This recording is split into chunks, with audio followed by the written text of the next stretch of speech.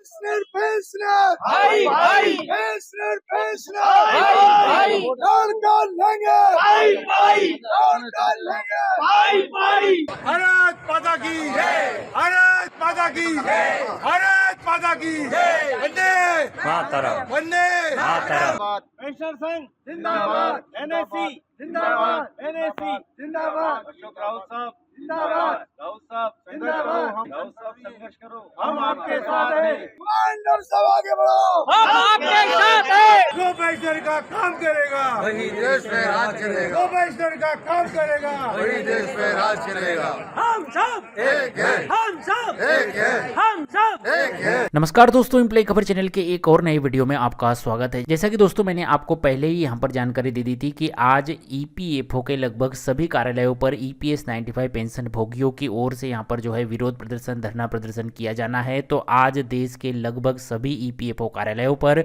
EPS 95 pension धारकों की ओर से यहां पर धरना प्रदर्शन, विरोध प्रदर्शन किया गया। तो अलग अलग किन किन ईपीएफओ ऑफिसों पर किस तरह का धरना प्रदर्शन रहा और किस तरह से ज्ञापन यहां पर दिया गया, इन सब के विस्तार से जानकारी हम आपको आज के इस वीडियो में देंगे। वीडियो को लाइक जरूर कर दीजिएगा और अपने सभी पेंशन भोगी साथियों के साथ इसे शेयर जरूर कीजिएगा। सबसे पहले बात करते हैं दिल्ली के ईपीएफओ ऑफिस की, जहां पर जो है खुद कमांडर अशोक रावत जी मौजूद रहे और जिन्होंने ईपीएस 95 पेंशन धारकों की पेंशन वृद्धि की मांग को लेकर यहां पर ईपीएफओ आयुक्त को ज्ञापन सौंपा। ईपीएफओ के ऑफिसेस को हमने पहले भी कई बार घेरा है। एक बार तो हमने ताले लगाने का भी आंदोलन किया है। पूरे हिंदुस्तान में आज ये आंदोलन चल रहा है। हम लोग दिल्ली में आए, दिल्ली में हमने छोटे स्केल पे आंदोलन रखा है क्योंकि यहाँ प्रशासनिक प्रॉब्लम होते हैं।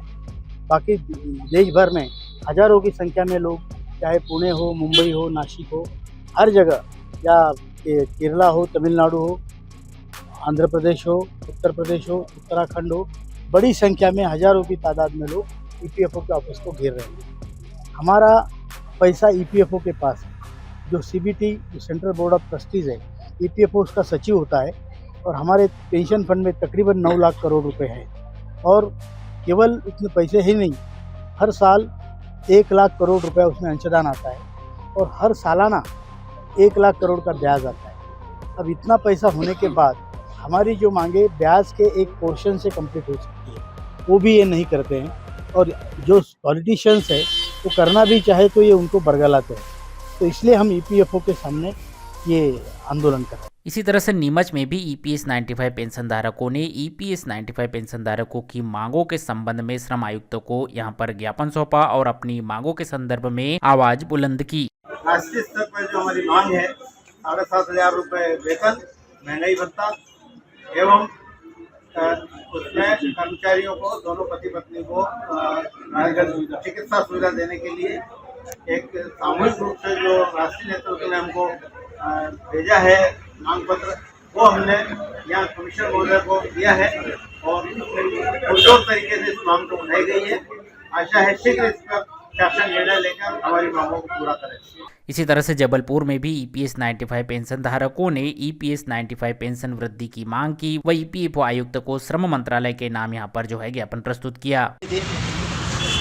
भूपेंद्र जो हमारे मंत्री हैं, श्रम और रोजगार मंत्री, उनसे चर्चा हुई थी। उन्होंने आश्वासन दिया था कि हम ये काम आपका लगभग इस दिसंबर के आखिरी में कर देंगे। तो ये आश्वासन के कारण हमारा जो अनशन था, हमने उसको स्थगित किया था। उसके बाद हमारा काम फिर नहीं हुआ। इसीलिए कमांडर अशोक रावत जी जो हमारे राष्ट्रीय अध्यक्ष हैं, उन्होंने 30 तारीख से जंतर मंतर में अनवरत आंदोलन, 30 तारीख से राज्यवार जो बैठेंगे वो आंदोलन प्रारंभ कर रहे हैं। उसी तारतम्य में हम सारे हिंदुस्तान के जितनी ईपीएफओ ऑफिस हैं, तो हमारे जिला अध्यक्ष, जिला सचिव और हमारे जितने भी नेता हैं एनएसजी के, सारे लोगों ने अपने अपने क्षेत्र में ये ज्ञापन देकर सूचित किया है कि भाई हमारी मांग पूरी की जाए, नहीं तो हम इसके बाद पुनः बैठ रहे हैं। उसी तारतम्य में हम सारे लोग जो इकट्ठे हुए हैं और ये हमने ज्ञापन अपन ने दिया है।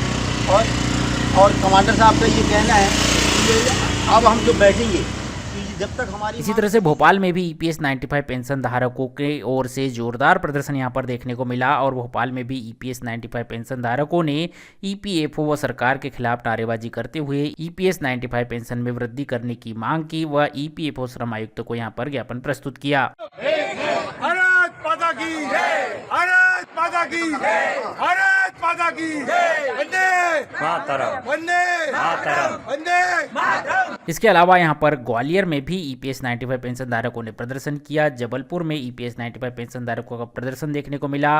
प्रयागराज में भी EPS 95 पेंशन धारकों का प्रदर्शन देखने को मिला। लखनऊ में EPS 95 पेंशन धारकों का प्रदर्शन देखने को मिला। दिल्ली में भी EPS 95 पेंशन धारकों का प्रदर्शन देखने को मिला। और इसी तरह से EPFO के अन्य ऑफिसों पर भी EPS 95 पेंशन धारकों की ओर से यहाँ पर जो है धरना प्रदर्शन किया गया। आज 12 जनवरी 2024 को देश के लगभग सभी EPFO कार्यालयों पर EPS 95 पेंशनरों की ओर से EPS 95 राष्ट्रीय संघर्ष समिति के बैनर तले अलग अलग जगहों पर अपनी न्यूनतम पेंशन को 1000 रुपए से बढ़ाकर 7500 रुपए करने और उसमें महंगाई भत्ते को जोड़ने समेत EPS 95 पेंशन भोगियों को मुफ्त मेडिकल सुविधा यहाँ पर मिले, इसके लिए विरोध प्रदर्शन कर श्रम मंत्री के नाम ज्ञापन प्रस्तुत किया गया है। आपको बता दें कि इससे पहले भी NAC राष्ट्रीय संघर्ष समिति के बैनर तले 7 दिसंबर 2023 को रामलीला मैदान में एक विशाल रैली का आयोजन किया गया था और 8 से 14 दिसंबर तक जंतर मंतर पर पेंशनरों का क्रमिक अनशन भी यहाँ पर चला था, जिसमें श्रम मंत्री की ओर से आश्वासन के बाद इस आंदोलन को बंद किया गया था।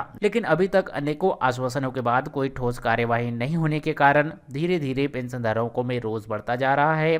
वह न्यूनतम पेंशन 7500 रुपये प्रति महीना किए जाना, उसे महंगाई भत्ते से जोड़े जाना व पति पत्नी को मुफ्त मेडिकल सुविधा की मांग जल्द मंजूर करवाने के लिए देश भर के पेंशनर सड़कों पर उतरने को तैयार है। इसी क्रम में आज 12 जनवरी को देश के EPFO कार्यालयों पर प्रदर्शन किया गया, जिसमें नीमच, ग्वालियर, जबलपुर, प्रयागराज, भोपाल, दिल्ली, लखनऊ आदि कई EPFO कार्यालयों पर EPS 95 पेंशन धारकों ने अपना प्रदर्शन किया और श्रम मंत्री के नाम यहां पर ज्ञापन सौंपे। और इसके बाद भी यदि EPS 95 पेंशन धारकों की मांगे 26 जनवरी तक यहां पर लागू नहीं की जाती है तो EPS 95 पेंशन धारक 30 जनवरी से जंतर मंतर पर फिर से यहां पर जो है आंदोलन करने की घोषणा पहले ही कर चुके हैं। तो यही थे आज के आंदोलन के हाल, जिसमें EPS 95 पेंशन धारकों की ओर से जगह जगहों पर एकत्रित होकर EPS 95 पेंशन की न्यूनतम पेंशन को 1000 रुपए से 7500 रुपए तक बढ़ाने के लिए और अपनी अन्य 4 सूत्री मांगों के लिए यहाँ पर श्रम मंत्री के नाम EPFO कार्यालय पर प्रदर्शन करते हुए ज्ञापन प्रस्तुत किया है। ये वीडियो, ये जानकारी आपको अच्छी लगी हो तो वीडियो को लाइक कीजिए, अपने सभी दोस्तों के साथ शेयर कीजिए और इसी तरह से PF पेंशन, सरकारी योजनाओं से जुड़े नए लेटेस्ट अपडेट, कर्मचारियों से जुड़ी हर खबर को जानने के लिए हमारे इस चैनल को सब्सक्राइब कर लीजिए। साथ ही एम्प्लॉय खबर से पहले व्हाट्सएप पर इन खबरों को यदि आप पाना चाहते हैं तो आप व्हाट्सएप पर एम्प्लॉय खबर के व्हाट्सएप चैनल को यहाँ पर ज्वाइन जरूर कर लीजिए, जिसका लिंक मैंने आपको इस वीडियो के डिस्क्रिप्शन में दे रखा है। तो मिलते हैं आपसे अगले वीडियो में, तब तक के लिए जय हिंद, वंदे मातरम।